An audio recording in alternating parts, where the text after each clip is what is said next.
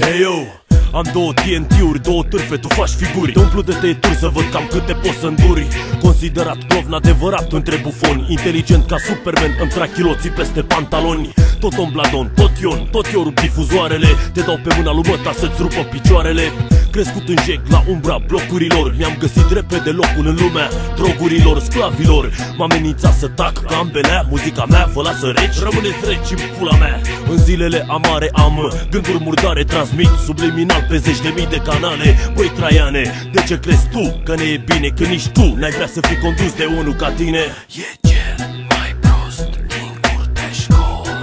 El e cel mai prost din curtea școlii. El e cel mai prost din curtea școlii. El e cel mai prost din curtea școlii. Hei, plasez dinamitele, sodomizez toate divele, vă nărui visele ca președintele. Să nu murim de foame în UE ca vitele. Plecăm la furat când or să ne scoată vizele. Vă rupem bancomatele când stați cu spatele. Venim din est în rest, nu ne justificăm faptele. Româncele prin Europa rup trotoarele. Românii fac bani pe net cu licitații în continuare. Ne descurcăm, vă lăsăm tăiați în pungă, în pula goală cu suc în mână. Don't worry, there's no sugar.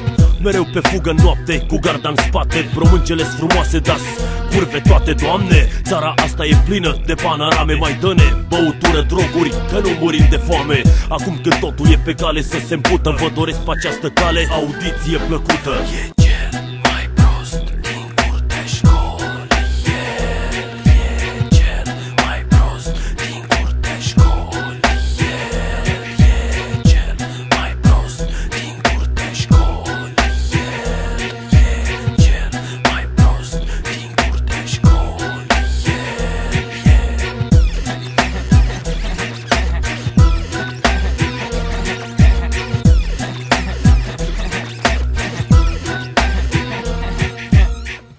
Doi. Să-ți duci pula pe ziua ta!